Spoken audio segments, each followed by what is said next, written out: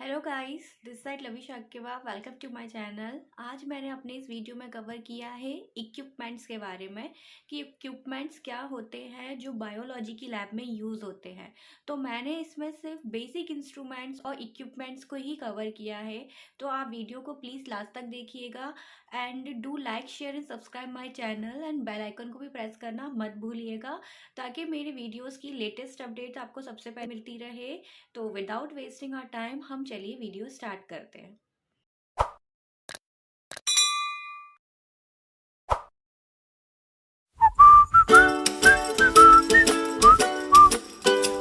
Welcome guys to my channel.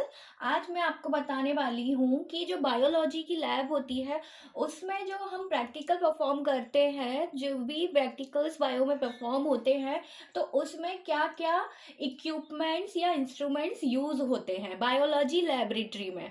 ठीक है, तो जो भी इक्विपमेंट्स यूज होते हैं उसके बारे में मैं आपको इस पूरी वीडियो में कवर करूंगी। इक्विपमेंट्स होता क्या है वो भी मैं आपको बताऊंगी, और बायोलॉजी में ही क्यों यूज होते हैं। वैसे तो देखो, बताया जाए तो सभी फील्ड में इक्विपमेंट्स यूज होते हैं और बायोलॉजी की लैब में भी यूज होते हैं, लेकिन इसके इंस्ट्रूमेंट्स अलग होते हैं। और क्यों हम इनका यूज करते हैं और कौन कौन से इंस्ट्रूमेंट्स होते हैं जो हम बायोलॉजी की लैब में यूज करते हैं। ठीक है, तो हम लोग यहाँ पर देखते हैं सबसे पहले कि व्हाट आर इक्विपमेंट्स।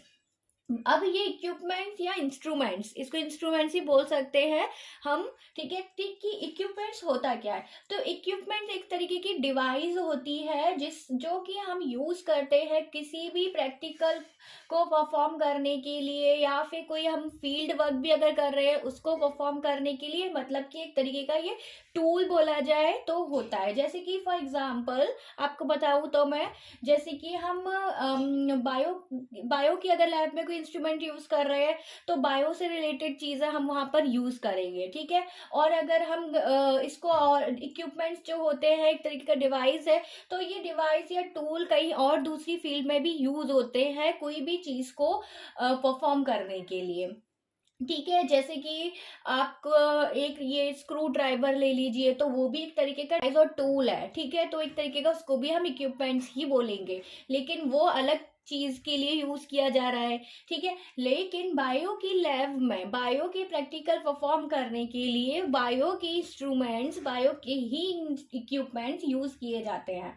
ठीक है, तो ये इक्विपमेंट्स होता है, इक्विपमेंट है कोई भी प्रैक्टिकल परफॉर्म करने के लिए। ठीक है, तो और फिर हम बताया जाए कि बायोलॉजी के इंस्ट्रूमेंट्स क्या होते हैं, बायोलॉजिकल लैब इक्विपमेंट्स क्या होते हैं। तो बायोलॉजिकल लैब इक्विपमेंट्स एक तरीके का मैं बोल रही हूँ टूल्स होते हैं जो बायो की लैब में यूज होते हैं। ठीक है, जिसमें क्या होता है, साइंटिस्ट अगर कोई भी हमारी जो एक तरीके की बायोलॉजी क्या है, बायोलॉजी एक डाइवर्स फील्ड है, हमेशा उसके ऊपर कोई ना कोई, बायो के ऊपर कोई ना कोई रिसर्च चलती ही रहती है, साइंटिस्ट कोई ना कोई रिसर्च करते ही रहते हैं। ठीक है, डेली। तो क्या होता है कि इनको जो रिसर्च कर रहे हैं साइंटिस्ट, तो उनको कोई ना कोई चीज चाहिए उस एक्सपेरिमेंट या फिर कोई भी प्रोटोकॉल वो परफॉर्म कर रहे हैं, उसको परफॉर्म करने के लिए उन्हें इक्विपमेंट्स की जरूरत पड़ती है। बायोलॉजी यहाँ पे आगे बताती जाऊंगी, आगे आपको बताऊंगी कौन कौन से इंस्ट्रूमेंट्स यूज होते हैं। ठीक है, तो बहुत सारे साइंटिस्ट अलग अलग मतलब प्रैक्टिकल्स या एक्सपेरिमेंट परफॉर्म करते, तो उनको जरूरत होती है कोई इक्विपमेंट्स की या इंस्ट्रूमेंट्स की, ताकि वो अच्छी तरीके से अपना जो भी प्रैक्टिकल है वो उसको परफॉर्म कर सके और उसका रिजल्ट अच्छे से देख सके। ठीक है, इसीलिए वो ये इक्विपमेंट्स का यूज करते हैं जो बायो में यूज। अब यहाँ पर मैंने आपको बेसिक कुछ इंस्ट्रूमेंट्स बताए हैं, इक्विपमेंट्स बताए हैं जो बायोलॉजी की लैब में यूज होते हैं। ठीक है, वैसे तो बहुत सारे इक्विपमेंट वैसे यूज होते हैं, लेकिन यहाँ मैंने बेसिक सिर्फ 10 इंस्ट्रूमेंट्स ही कवर किए हैं ताकि वीडियो ज़्यादा लंबा ना हो जाए, इसीलिए मैंने यहाँ सिर्फ 10 बताए हैं।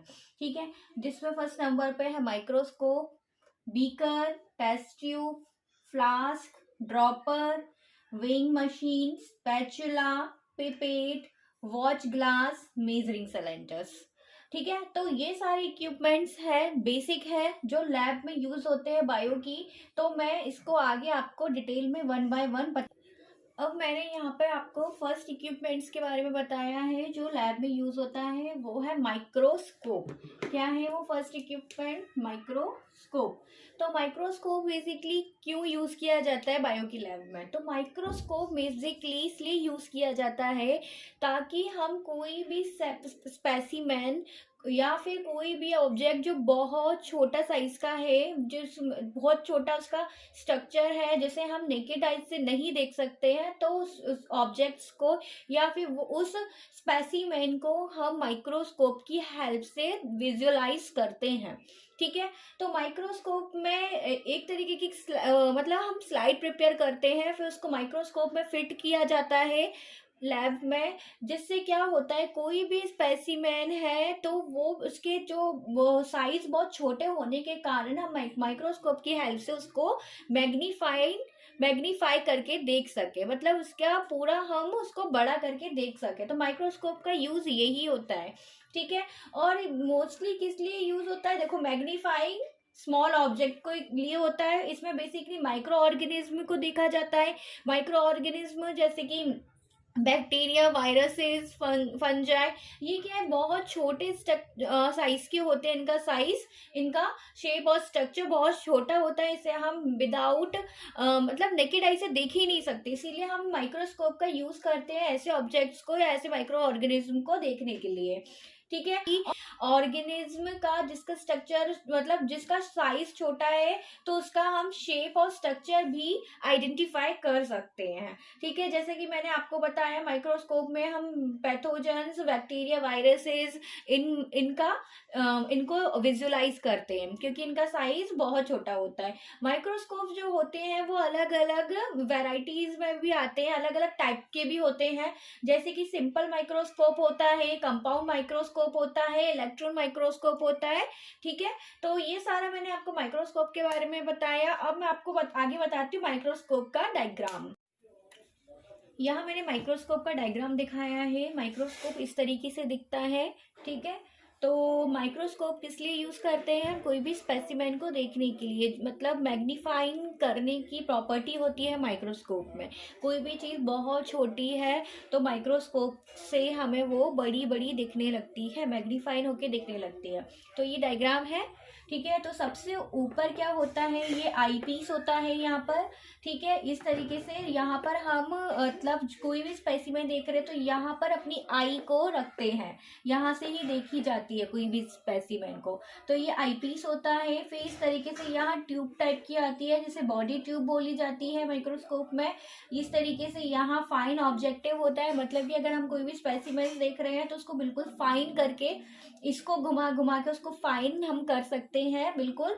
तो ये फाइन ऑब्जेक्ट प्रेजेंट होता है। ये नोज पीस होती है यहाँ। इस तरीके से यहाँ ये होते हैं 100x 10x। ठीक है। इस तरीके से प्रेजेंट होते हैं यहाँ पर। तो ये लो मतलब हाई पावर ऑब्जेक्ट होता है, मतलब कि यहाँ से हमें अपना स्पेसिमेन बिल्कुल अच्छे से हाई पावर उसको मैग्नीफाइंग करना है तो इससे कर सकते हैं। इसको इस तरीके से घुमा देते हैं तो ये हमको इससे हमारा स्पेसिमेन दिखता है। ठीक है। और इसी तरीके से यहाँ पे low power objective magnification lens होता है। ठीक है। और ये स्टेज है पूरा। ठीक है। ये स्टेज होता है। तो स्टेज क्यों होता है? स्टेज के ऊपर ही हम अपना स्लाइड रखते हैं। अगर कोई भी स्पेसिमेन हमने प्रिपेयर किया है स्लाइड, तो इस स्टेज के ऊपर ही उसको रखा जाता है। और इधर क्लिप प्रेजेंट होती है। क्लिप से क्या होता है, हमारे 2 क्लिप प्रेजेंट होती है। उससे क्या होता है कि हमारी जो भी स्लाइड है वो मतलब इससे होल्ड हो जाए, क्लिप उसको होल्ड करके रख ले। ठीक है। और इस तरीके से यहाँ पर मिरर प्रेजेंट होता है। मिरर इसलिए प्रेजेंट होता है ताकि अगर हमारे माइक्रोस्कोप में हम कोई भी स्पेसिमेन देख रहे हैं तो उसको प्रॉपर लाइट मिल सके, तो मिरर इसलिए प्रेजेंट होता है। और ये बेस है। बेस इसलिए होता है क्योंकि हमारा पूरा माइक्रोस्कोप एक बेस पे खड़ा हुआ है, तो ये बेस है। ये माइक्रोस्कोप का डायग्राम मैंने अब जो नेक्स्ट इक्विपमेंट है जो बायो की लैब में यूज होता है वो है बीकर। तो बीकर क्या होता है? मोस्टली बीकर जो होता है वो ना ग्लास का बना हुआ होता है और सिलेंड्रिकल शेप का होता है। ओके। और बीकर में मोस्टली मेजरिंग्स भी दी जाती है, मेजरिंग स्केल भी दी जाती है। और वो क्यों दी जाती है, जैसे कि यहाँ डायग्राम देखिए, ये मैंने आपको अलग अलग साइज के आपको बीकर शो किए हैं। जैसे कि ये 80 ml का है, यहाँ पर हम सिर्फ 80 ml तक ही मेजर कर सकते हैं। ये इसमें स्केल दी जाती है, मेजरिंग स्केल, ये जो दी हुई है 10, 20, 30, 40, 50, 60, 70, 80, तो 80 तक का ये बीकर है। यहाँ पर हम 80 तक का ही सॉल्यूशन मतलब इसमें फिल करके रख सकते हैं। ये छोटा सा बीकर है, ये 10 ml का, 100 ml का बीकर है। यहाँ पर इसकी जो मेजरिंग स्केल वो 100 ml तक है। तो बीकर अलग अलग मेजरिंग्स के अकॉर्डिंग भी आते हैं, अलग अलग साइज के आते हैं।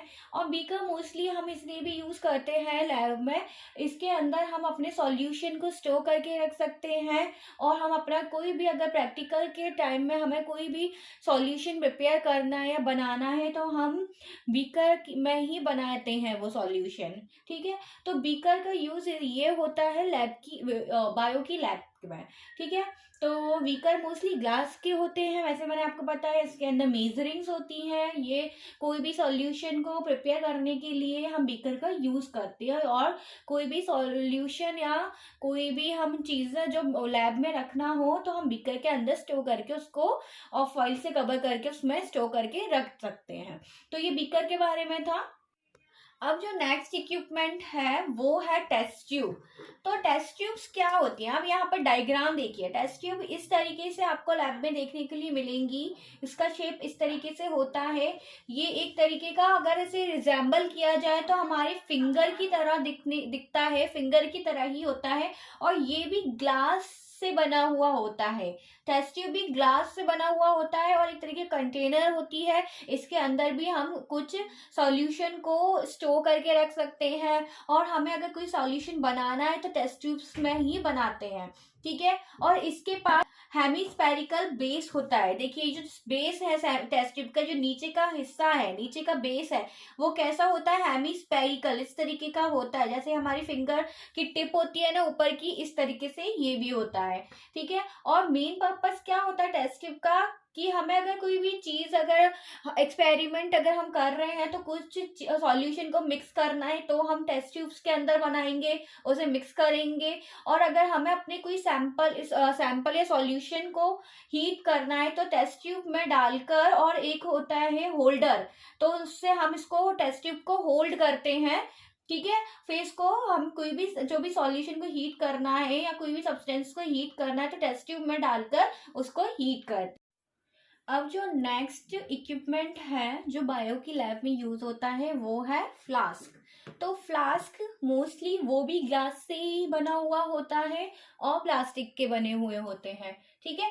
तो ये देखिए मैंने आपको ये सारे जो डायग्राम्स दिखाए हैं, तो वो फ्लास्क के हैं जो ग्लास से बने हुए होते हैं। तो फ्लास्क भी अलग अलग शेप और साइज के आते हैं। जैसे कि आप देखिए, ये अलग शेप का है, इसका ब्रॉड बेस है और इसका जो ऊपर का हिस्सा है वो थोड़ा नैरो है। ठीक है। ये अलग शेप का है। ठीक है। इसका साइज थोड़ा बड़ा है। और फ्लास्क में क्या है, फ्लास्क में भी मेजरिंग स्केल प्रेजेंट होती है, ग्रेजुएटेड स्केल प्रेजेंट होती है, जो हेल्प करती है अगर हम कोई भी रिकॉर्डेड सॉल्यूशन अगर अपने एक्सपेरिमेंट का या प्रोटोकॉल का अगर बना के रख रहे हैं, तो फ्लास्क में उसे मेजर करके इस स्केल के थ्रू उसमें स्टोर करके रख सकते हैं। ठीक है। तो फ्लास्क का ये यूज होता है। और फ्लास्क मैंने आपको बताया अलग अलग शेप साइज के आते हैं। ठीक है। और इसका जो बेस होता है फ्लैट होता है बॉटम में।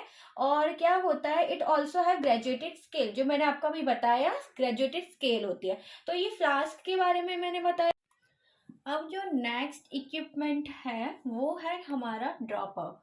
तो ड्रॉपर क्या होता है, ठीक है। ड्रॉपर जो यूज करते हैं हम लैब में, वो क्यों करते हैं, ड्रॉपर का मेनली यूज इसलिए होता है बायो की लैब में कि अगर हम कोई भी सॉल्यूशन अगर बना रहे हैं, तो सॉल्यूशन की एग्जैक्ट अमाउंट हमें किसी दूसरे सॉल्यूशन में पोर करनी है, किसी में। ठीक है। अगर हमने कोई सॉल्यूशन बनाया, जैसे NaCl का सॉल्यूशन बनाया हमने, सोडियम क्लोराइड का, तो क्या होगा, अगर सोडियम क्लोराइड का सॉल्यूशन हमें दूसरे किसी सॉल्यूशन में एग्जैक्ट डालना है, 0.1 ml डालना है या 0.2 ml डालना है या 0.5 ml डालना है, तो उसको हमें एग्जैक्ट डालने के लिए हम किसका यूज़ करेंगे, बिल्कुल, तो उसमें हम यूज़ करते हैं ड्रॉपर का यूज़ करेंगे, ताकि हम एग्जैक्ट हमारा जो एक्यूरेट बिल्कुल सॉल्यूशन दूसरे सॉल्यूशन में हम उसमें पोर कर सकें। तो इसीलिए हम इसका यूज करते हैं ड्रॉपर का। ठीक है, और ड्रॉपर जो होता है वो भी ग्लास का बना हुआ होता है। इसका जैसे कि ये देखिए डायग्राम, इसका जो नीचे वाला जो पार्ट है वो पूरा ग्लास का बना हुआ होता है। बिल्कुल एंड में यहाँ एक छोटा सा होल प्रेजेंट होता है, जिससे क्या होता है, हमारा सॉल्यूशन उस होल से एंटर कर जाए हमारे ड्रॉपर के अंदर। ठीक है, वैक्यूम रबर बल्ब प्रेजेंट होता है इसके टॉप पर। का यूज यही होता है पूरे लैब में, कि हमें कोई भी किसी भी सॉल्यूशन का एक्यूरेट अमाउंट किसी दूसरे सॉल्यूशन में पोर करना है तो। ठीक है, तो नेक्स्ट इक्विपमेंट मैं आपको बताती हूँ। अब जो नेक्स्ट इक्विपमेंट है वो है हमारा वेइंग मशीन। वेइंग मशीन सबसे इम्पॉर्टेंट इंस्ट्रूमेंट है, इक्विपमेंट है जो लैब में यूज होती है। ठीक है, तो वेइंग मशीन का यूज क्या होता है, वेइंग नाम से ही समझ आ रहा है। वेइंग मतलब किसी भी चीज का हमें वेट लेना या फिर मास लेना, फिर वो केमिकल्स हो, ठीक है, या हमारे जो भी पाउडर सब्सटेंसेस प्रेजेंट होते हैं लैब में, ठीक है, वो हो। तो उसको हमें अगर कोई सॉल्यूशन बनाना है हमारे प्रैक्टिकल के लिए, तो हमें उसको मतलब उसका एक सर्टेन मास या उसको उतने ही मास या उतने ग्राम में ही हम उसको उसका सॉल्यूशन प्रिपेयर करते हैं। ठीक है, तो हमें अगर बोला गया है केमिकल वे करना है, पाउडर वे करना है 2 ग्राम्स ओनली, कितना, 2 ग्राम्स। ठीक है, अब हम 2 ग्राम्स कैसे वेइंग करेंगे, तो हम किस मशीन का यूज करेंगे 2 ग्राम्स वे करने के लिए लैब में, फिर हम जाएंगे वेइंग मशीन के पास। तो वेइंग मशीन हेल्प करती है किसी भी केमिकल्स को एग्जैक्ट वेइंग करने के लिए, किसी भी केमिकल का एग्जैक्ट वेट लेने के लिए। तो हम क्या करते हैं, ये मतलब ये पूरा ये आपको दिख रहा है यहाँ पर, हमारा जितना भी वेट इसके ऊपर हमें मॉनिटर होके आएगा, लिख कर आएगा। ठीक है, यहाँ पर इस तरीके से बटन्स प्रेजेंट होते हैं, जिसे हम ऑन ऑफ करते हैं और इसको टेयर हो जाती है। ठीक है, टेयर करने से फिर क्या, हम कोई भी पेपर लेंगे या फिर सिल्वर फॉइल लेंगे, उसके ऊपर हम अपने केमिकल्स को रखकर वे करेंगे। जैसे कि हमें 2 ग्राम करना है, तो हमने इसके ऊपर सिल्वर फॉइल रखी और उसके ऊपर अपना जो भी केमिकल्स हमें वे करना है उसको उसके ऊपर स्पैचुला की हेल्प से डालते जाएंगे। ठीक है, तो फिर हम इसको देखेंगे कि 2 ग्राम चाहिए, तो हम सिर्फ उसका 2 ग्राम ही लेंगे। मतलब ये से हम वेइंग मशीन से हमारे जो भी केमिकल्स हैं उसका एग्जैक्ट जितना वेट हमें चाहिए, जितना मास हमें चाहिए हमारे प्रोटोकॉल में या प्रैक्टिकल में, तो हम वेइंग मशीन की हेल्प से उसका वेट लेते हैं। तो वेइंग मशीन का काम यही होता है। अब जो नेक्स्ट इक्विपमेंट है वो है स्पैचुला। तो स्पैचुला क्या होता है, बेसिकली जो भी हम केमिकल्स होते हैं जो लैब में हम यूज करते हैं, ठीक है, अगर हमें कोई सॉल्यूशन प्रिपेयर करना है तो पाउडर जो केमिकल्स होते हैं, तो हम उसको with the help of a spatula उस केमिकल्स को हम इस स्पैचुला से लेते हैं, होल्ड करते हैं। ठीक है, स्पैचुला एक तरीके का ये स्पून टाइप का होता है, जैसे कि हम घर में स्पून यूज करते हैं ना कुछ भी चीज को होल्ड करने के लिए, लेने के लिए, इसी तरीके से लैब में बायो की स्पैचुला यूज होते हैं। अगर कोई भी सॉल्यूशन को हमें या बनाना है तो केमिकल्स चाहिए, तो हम स्पैचुला की हेल्प से ही लेंगे।